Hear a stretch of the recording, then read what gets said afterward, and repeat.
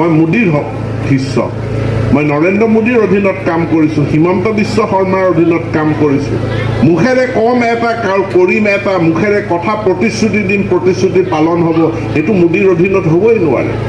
এতেকে যেনেকৈ কৈছোঁ তেনেকৈ মুখ্যমন্ত্ৰীক জনাইছোঁ আৰু জনোৱাৰ পাছত তেনেকৈ কাম আৰম্ভ হৈছে। হেল্ল' এভৰিৱান, মই ৰীমা দলে নতুন এটা ব্লগ ভিডিঅ'লৈ সকলোকে স্বাগতম জনাইছোঁ। চ' গাইজ, আজি মই অকলে সিমূৰলৈ গৈ আছোঁ। আমাৰ য'ত ৰাস মঞ্চ আছে সেইফালে। আজি এই ৰাস মঞ্চত আহিব আমাৰ অসমৰ শিক্ষামন্ত্ৰী ৰণোজ পেগু আৰু প্ৰধান বৰুৱা ছাৰ আহিব, আৰু মই চাব গৈ আছোঁ। আপোনালোকেও চাই থাকক। এবাৰ বনাই দিব, বনাম 100%। মই দেউৰী অট'নমাছৰ ইএম হয়, আৰু মই কথা দিছোঁ মই ৰাস্তা বনাম। বনাই নিদিলে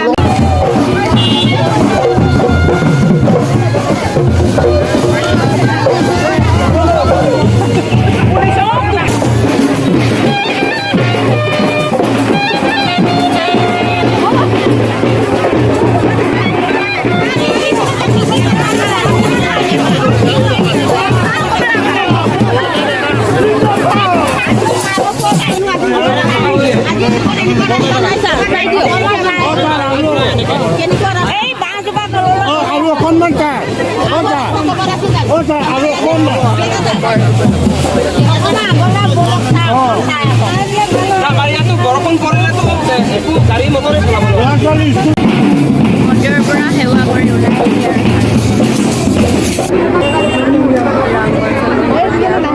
ইয়াৰ লগে লগে আমি সম্বৰ্ধনা অনুষ্ঠানতে আমাৰ সকলো শ্ৰদ্ধা প্ৰদান বৰুৱা ডাঙৰীয়াক তেখেতক সম্বৰ্ধনা জনাব গুণেশ্বৰ বৰালী, সম্পাদক গোগামুখ মণ্ডল তথা উপদেষ্টা চুতীয়া ছাত্ৰ সন্থা ধেমাজি সমিতি, তেখেতক সম্বৰ্ধনা জনাবৰ বাবে আমি অনুৰোধ জনাইছোঁ।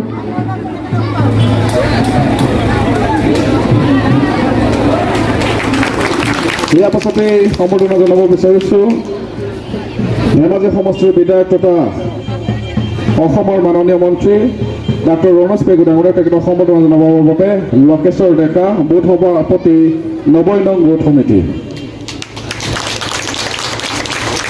ইয়াৰ পাছতে সম্বৰ্ধনা জনাব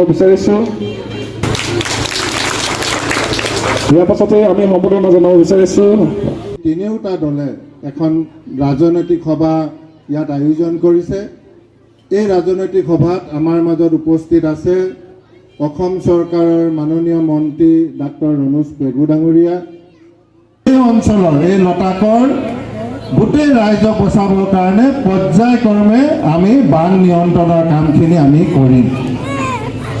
দুই এটা কেঁচা ৰাস্তা আজি আমাক ৰাইজে দেখুৱাইছে, আমি গোটেইখিনি কৰিব পাৰিলে ভাল। মই কেইদিনমান আগতে বোকাত পিছলি সোমাইছিলোঁ। সেই বাগান ছাইডৰ পৰাই ৰাস্তাটো হৈ আহিব, এই মূৰলৈকে পাব। কাম মই কোন ঠিকাদাৰে পাইছে চাম, আৰু এইখিনি সোনকালে কৰিবৰ কাৰণে মই চেষ্টাটো কৰিম। আমাৰ মনত আছে ভেবেলিৰ পৰা সোনকালে গৈ মানে চুতীয়াকাৰী দি আমাৰ ঢকুৱাখানা ৰাস্তাত ওলোৱা ৰাস্তা এটা আমাক খুবেই প্ৰয়োজন। আপোনালোকে নক'লেও আমি মনত লৈ আগবাঢ়িছোঁ, বহল ধুনীয়া ৰাস্তা এটা।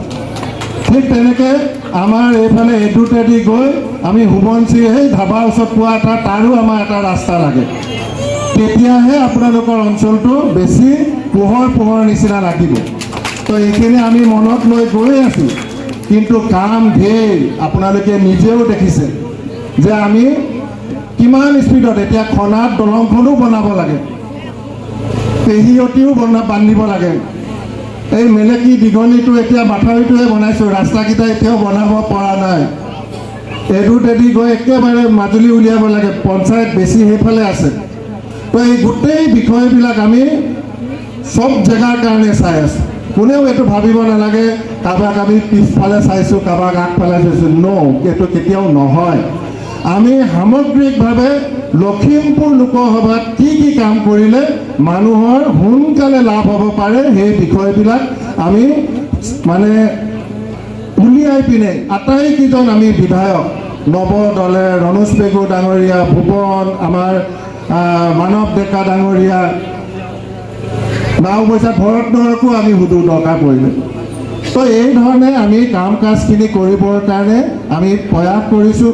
যোৱাবাৰ ৰণোজ পেগু ডাঙৰীয়াৰ নিৰ্বাচনৰ সময়ত ইয়াতে মোক ক'ৰবাত জুমুৰি থৈছে মই বোলো নেক্সট ইলেকশ্যনৰ আগত মাথাউৰি নবনালে ভোট চোট নিদিবি তো তেতিয়াই আমি কৈ গৈছোঁ তো এইকাৰণে আজি আকৌ কৈছোঁ দুই এটা ৰাস্তা বেয়া হৈ আছে আৰু আমি অনুভৱ কৰোঁ কিছুমান ৰাস্তা আৰু বহলকৈ বনাব লাগিব আকৌ নগাঁও চাংতলে বা আকৌ নেক্সট কেইদিনমানৰ পিছতে আমি ৰণোজ পেগু ডাঙৰীয়া ইলেকশ্যনত আহিম নে নাহিম সেইকাৰণে আজি যিখিনি কথা কৈ গৈছোঁ তাৰ আগে আগে আপোনালোকে তাৰ উত্তৰখিনি পাব তো এইকাৰণে এই অঞ্চলৰ এই বিষয়বিলাক আমি চাই আছোঁ ইয়াৰ উপৰি আৰ্থ সামাজিক দিশৰ কাৰণে মোদী ডাঙৰীয়াই আমাক যোৱা এবছৰ গাঁৱে গাঁৱে আমাক ঘূৰাই ফুৰিছে বিকশিত ভাৰত সংকল্প যাত্ৰা মোৰ মাটি মোৰ দেশ অফিচত মিটিং গলিয়ে গলিয়ে মিটিং তো এই মিটিংবিলাক মোদী ডাঙৰীয়াই আমাক এইকাৰণে নিৰ্দেশ দিছিলে যে বহুত আঁচনি লৈছোঁ ৰাইজৰ কিমান লাভ হৈছে কিমান ৰাইজে পাবলৈ বাকী আছে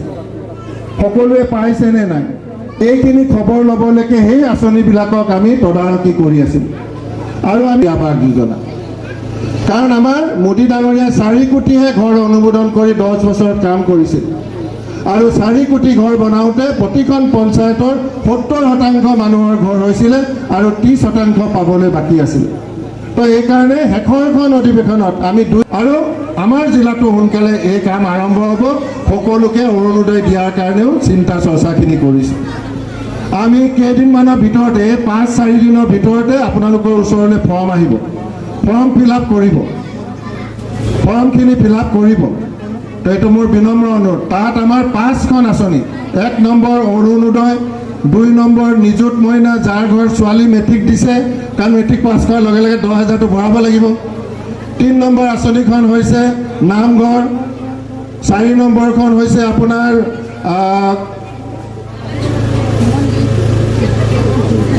ৰাস্তা পদূলি আৰু 5 নম্বৰ আঁচনিখন হৈছে ইঞ্চুৰেঞ্চ এতিয়া আমাৰ আপোনালোকে ইঞ্চুৰেঞ্চ কৰিলে ঢুকালে পৰিয়ালৰ লোকে 2 লাখ টকাটো পাব সেইটো অসমৰ মানুহৰ কাৰণে হিমন্ত বিশ্ব শৰ্মাই সেই পইচাটো দিয়ে ইঞ্চুৰেঞ্চ অৰুণোদয় এই আঁচনি এই 5খন আঁচনি ৰাস্তা নামঘৰ তো যোনে যোনে নামঘৰৰ পইচা এতিয়ালৈকে পোৱা নাই ফৰ্মখন ফিল আপ কৰি দিব 24ৰ ভিতৰতে এই কাম সমাপ্ত আমি কৰিম তো এইকাৰণে আমাৰ তিনিওটা দলৰ কৰ্মকৰ্তাসকলে গাঁৱে গাঁৱে গৈ এই কামখিনি কৰিব আপোনালোকৰ পৰা আমি সহায় সহযোগিতা কামনা কৰিছোঁ মই প্ৰথম যেতিয়া MLA হৈছিলোঁ 96ত আপোনালোকৰ ইঞ্চুৰেঞ্চৰ ব্যৱস্থা কৰিব লাইট পানী চব লগাই দিব কিন্তু মোদী ডাঙৰীয়াই আপোনালোকৰ পৰা বিচাৰিছে নাগৰিক হিচাপে মোৰ দায়িত্ব পালন কৰিম অৰ্থাৎ নিজৰ ল'ৰা ছোৱালী পঢ়াই আগুৱাই লৈ যোৱা ভাল খেতিয়ক বনোৱা ভাল মাছ মানে পুহিব জনা মানুহ বনোৱা বাৰী পতা মানুহ প্ৰফেচাৰ হোৱা ডাক্তৰ হোৱা এইবিলাক কাম আপোনালোকে কৰিব লাগিব আৰু ইয়াৰ পিছত কোনো পিছুৱা নাথাকিব যিমানেই মাথা নেমাৰক কোনো MLA মন্ত্ৰীয়ে DCয়ে এতিয়া আপোনালোকক চাকৰিটো দিব নোৱাৰিব চাকৰি পাবতো যোগ্যতাৰ ভিত্তিতে পাব তো বাকী কাম আমি কৰি দিম লোন লাগে মতা মানুহক এতিয়া লোনৰ ব্যৱস্থা আমি কৰিম মহিলাবিলাকৰ এতিয়া বেংকত গ'লে গোটৰ পইচাটো পায় এতিয়া ব্যক্তিগতভাৱে আপোনালোকে লোন ল'ব পাৰিব তো পুৰুষৰো এইটো চোতালত বেংকটো দিব ঘৰ দুৱাৰ দি দিব চাউল দি দিব লাইট পানী দি দিব তো এইকাৰণে এই কামখিনি মোদী ডাঙৰীয়াই 24ৰ ভিতৰত শেষ কৰিবৰ কাৰণে চেষ্টা কৰিছে আপোনালোকেও সহযোগ কৰক মোদী ডাঙৰীয়া আকৌ এবাৰ প্ৰধানমন্ত্ৰী বনাবৰ কাৰণে আপোনালোকৰ পৰা আমি আশীৰ্বাদ বিচাৰিছোঁ সকলোৱে আপোনালোকে যাতে সহায় কৰে মই তাৰ কাৰণে বহুত আপোনালোকক অনুৰোধ জনাইছোঁ আপোনালোকে এইখিনি সহায় কৰক মোদী ডাঙৰীয়াক আকৌ এবাৰ আপোনালোকে প্ৰধানমন্ত্ৰী পাতক আমাক বেয়া পালেও মোদী ডাঙৰীয়া মুখলৈকে চাওক তো মই আজি বেছি নিৰ্বাচনৰ ভাষণ নাৰাখোঁ 2 তাৰিখৰ পিছৰ পৰা আমি ভাষণ ৰাখিম কেতিয়াবা কেতিয়াবা মানুহে বিভিন্ন ধৰণে চিন্তা কৰি ভোট দিয়ে কিন্তু মই এটাই অনুৰোধ জনাম ভোট সদায় উন্নয়নৰ স্বাৰ্থত দেশখন আগুৱাই যোৱাৰ স্বাৰ্থত দেশ আগুৱাই গ'লেহে আপোনাৰ ল'ৰা আপোনাৰ পৰিবাৰ সুৰক্ষিত হ'ব গতিকে ভোটৰ সময়ত দেশখনৰ ফালে চাই ৰাইজৰ ফাললৈ চাই যাতে আপোনালোকে ভোটদান কৰে এইখিনিকে কৈ পুনৰ এবাৰ মোদী ডাঙৰীয়াক का गारंटी है मोदीয়ে কিবা কৈছে তাৰ মানে তাৰ गारंटी আছে और गारंटी पूरा करने का भी गारंटी है মই যেনেকৈ মোৰ তাত আপোনালোকৰ লতাক ভেবেলি মুখ্যমন্ত্ৰী হিমন্ত বিশ্ব শৰ্মাই এক আঁচনি লৈছে, মানে বহু আঁচনি লৈছে, তাৰে এটা আঁচনিৰ কথা মই ক'ব বিচাৰিম। আমাৰ প্ৰধানমন্ত্ৰী গ্ৰাম চড়ক যোজনা আছিল, অটল বিহাৰী বাজপেয়ীৰ দিনত আৰম্ভ কৰা, যে গাঁৱে গাঁৱে প্ৰধানমন্ত্ৰী নৰেন্দ্ৰ মোদী সাধাৰণ মানুহ নাছিল, এজন অসাধাৰণ ব্যক্তি আছিল, যি ভাৰতবৰ্ষৰ শান্তিপূৰ্ণ স্বাধীনতা আন্দোলনক নেতৃত্ব দিছিল। নৰেন্দ্ৰ মোদী ডাঙৰীয়াও এজন অসাধাৰণ ব্যক্তি। আমি কওঁ তেখেত এজন মহাপুৰুষ, তেখেত এজন যুগনায়ক। নৰেন্দ্ৰ মোদী ডাঙৰীয়াৰ নিজৰ ঘৰ নাই, নিজৰ পৰিয়াল নাই, তেখেতৰ কোনো সম্পত্তি নাই আৰু তেখেতৰ কোনো ব্যৱসায়ো নাই। তেখেত একমাত্ৰ ভাৰতবৰ্ষৰ প্ৰধানমন্ত্ৰী, আৰু তেখেতে নিজে কয় যে মই প্ৰধানমন্ত্ৰী নহয়, মই ৰাষ্ট্ৰ নিৰ্মাণৰ প্ৰধান সেৱক। এনেকুৱা এজন মানুহক আমি প্ৰধানমন্ত্ৰী ৰূপে লাভ কৰিছোঁ, ই আমাৰ কাৰণে পৰম সৌভাগ্য, গৰ্বৰ কথা। আৰু তেখেতে কি কৰিলে যোৱা 10টা বছৰত? ভাৰতবৰ্ষক এখন দুখীয়া পিছপৰা ৰাষ্ট্ৰৰ পৰা নি তেখেতে বিশ্ব দৰবাৰত ভাৰতবৰ্ষক সগৌৰৱে তেখেতে প্ৰতিষ্ঠা কৰিলে। আজি গোটেই বিশ্বৰ উন্নত দেশবিলাকে নৰেন্দ্ৰ মোদী ডাঙৰীয়াৰ নাম লয়, ক'ৰবাত যুদ্ধ লাগে তেখেতৰ নাম লয়, ক'ৰবাত সমস্যা হয় তেখেতৰ পৰা পৰামৰ্শ বিচাৰে।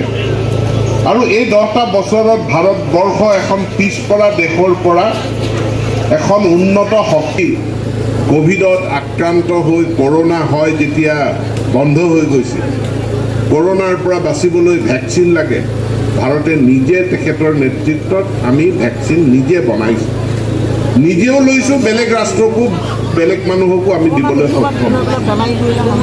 আমি আগতে এখন আমদানিকাৰী, বিদেশৰ পৰা বস্তু, আমাৰ প্ৰয়োজনীয় বস্তু অনা আমদানিকাৰী দেশ আছিলোঁ।